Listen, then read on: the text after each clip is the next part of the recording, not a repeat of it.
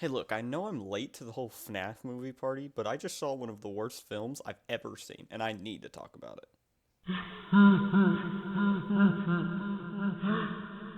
Before diving in, I want to stress that I'm a fan of FNAF. I may not follow things as closely nowadays as I once did, but I do keep up with and enjoy the lore. I've played many of the games, I've watched every main channel MatPat video on the series, and I believe in some of the more out there theories. Mangle is 100% possessed by that dog from that one game in Pizza Sim, and I will not be told otherwise. So just know, I'm not some random guy trashing on a kids movie for no reason. I'm a fan trashing on a kids movie for no reason. Anyway, onto the video. The plot. Also spoilers because yeah, I'm talking about the movie. That's like the point of the video. Just roll the tape. For a series known for its convoluted lore, you may be surprised to learn that very little actually meaningful happens in the movie. Many of the core characters remained unchanged, albeit a little spooked from the animatronics. And while Mike has a character arc, it just isn't very good. Mike, the whole movie, is both tormented and intrigued by these recurring dreams he keeps having about his brother where he sees him get kidnapped over and over.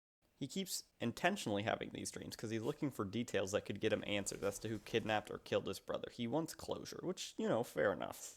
As he works, the haunted pizzeria spirits representing the dead kids and the animatronics start appearing in his dreams, and eventually they offer Mike the ability to have the exact same dream every night where he gets to actually interact with his brother and talk to him. It's almost like it's real, but it's obviously not real because dreams aren't real.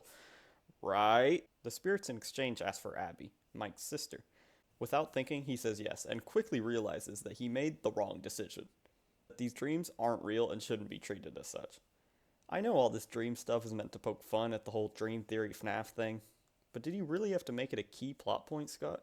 The general premise here is good, or at least has potential to be good.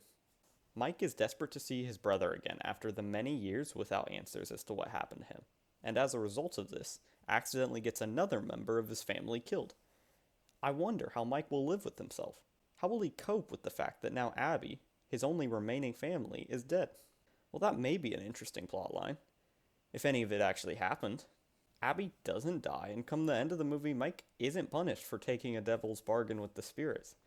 Also, it may be a personal gripe, but how does this kid not die in a movie about dead kids possessing robots? Abby is literally an anagram for baby, one of the main driving forces in the FNAF games. Speaking of things in the movie that don't line up with the game lore, Vanessa. I guess I have to talk about Vanessa now. What is going on with Vanessa? This is not a Jeremy incident where Scott names 4 characters Jeremy just to mess with people. This is Vanessa from Security Breach. The same blonde girl, the same security guard, the same person with the strange connection to the sinister events happening at the pizza place. I get that the movie is a separate universe from the games, but putting her in the movie and making her look the same as Vanessa in the games is another level of confusion, especially to those who already keep up with your franchise. By making Vanessa the daughter of William Afton, Mike no longer has any motivation to go back to another pizzeria. In the game, he keeps coming back because he wants to right the wrongs of his father's past. But now Mike is just some guy. His story with the animatronics should end here. He should live the rest of his days trying to not go near anything Freddy Fazbear related. This not only makes Mike a much less interesting character, but Vanessa as well. Vanessa, despite knowing about the murdered children, doesn't put up nearly enough resistance when Abby's brought there. I know she tells Mike not to bring Abby back, but at a certain point, knowing what she knows, she should be screaming at Mike to take Abby away from this place, but instead, we do whatever this is. I could go on and on about how the plot is uninteresting and shallow at best, but in the interest of time, I won't. Transition. The animatronics. I want to start off with some genuine positives. The animatronics look fantastic and are quite faithful to the original game. When they're up on stage, they are genuinely unnerving while still bursting with personality. Their stature is great. They feel like they tower over Abby, and they could have been really intimidating. However, unfortunately, my praises end there. The animatronics look really goofy when they're moving on their own, not according to some pre-programmed strum of the fake guitar or dance number. What makes the original FNAF game work is what you don't see. For the most part, you only see static images of the animatronics as they creep towards your office, but when they're staring still looking into the camera, no, looking at you, that's when chills start to run down your spine. Instead of leaving a lot to the imagination, We see the animatronics' eyes light up with these goofy red eyes when they're about to kill people. They walk and interact with things like a bumbling drunk. They're comic relief for that one scene. I'm sorry, I need to talk about the pillow fort scene. What the actual hell? Like, how can I even be remotely scared of these things when we take an intermission to build a fucking pillow fort? A pillow fort with the dead robot possessed children. How can Bonnie fall down so comically and you also expect me to be scared of him? What were the writers thinking? This is just not how you make a movie. This scene adds nothing to the film and in a fairly short movie just takes up space as filler. I really do commend those who designed the animatronics. Problem is I condemn just about every other decision made with them. The animatronics are not in the least bit scary and are strangely too reliant on the cupcake to do much of their bidding. The cupcake.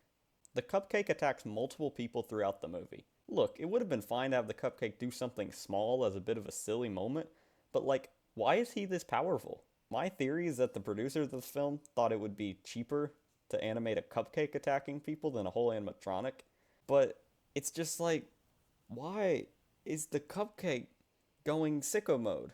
My problems with the animatronics boil down to the fact that they aren't scary or clever in how they act, even if they are well designed. The cupcake does way too much of the heavy lifting. It just makes the whole movie feel relentlessly cheesy.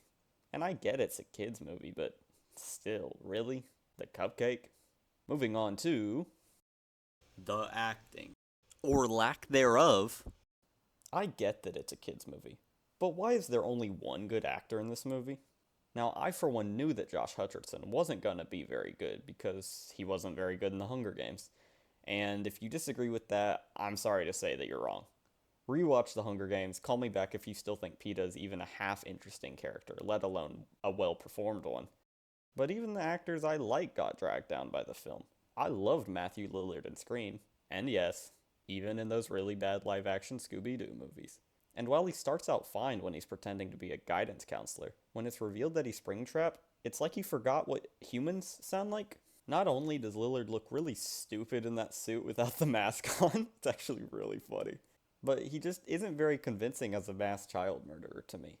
And I get that Afton's whole thing is that he always comes back, but when Lillard said that line, I just was cringing in my seat in the theater.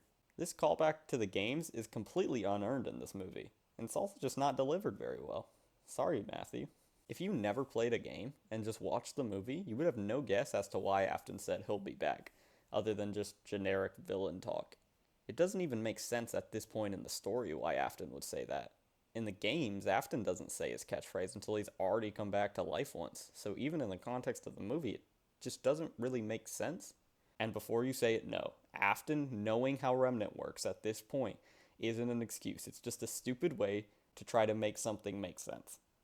Now, I do want to give credit to one actor, and that would be the girl that plays Abby. Despite being fed some of the worst lines of dialogue imaginable. They can see you now. They know what you did. Abby plays a very convincing, confused loner kid. And the scene where Abby finds the papers in Mike's drawer has a genuinely heartbreaking performance from Piper Shapiro. But when your best actor in your movie is 8 years old, that should be a warning sign that either your actors, your writers, or both just aren't very good. The acting just isn't very good in this movie, and I really don't want to talk about it much longer, because it kind of pains me to watch. Also, I can't think of a way to transition to the last chapter. Final thoughts. Look, I get the movie is directed towards fans, but judging by how bad this one turned out, I reckon the fans would have enjoyed just about anything Blumhouse put on the screen, as long as it had that Living Tombstone song at the end. If you enjoyed this movie, that's fine. You're allowed to. But ask yourself this. If you had no previous knowledge of FNAF, would this movie have been fun to watch, or have any sort of satisfying character moment? I know people will be quick to say that, oh, it's just a kid's movie, what's the big deal? Kids deserve good movies, period. Now, I'm not saying every movie has to be as good as Spider-Verse, but kids deserve movies that really grab their attention and fascinate them, and this movie just doesn't do that really.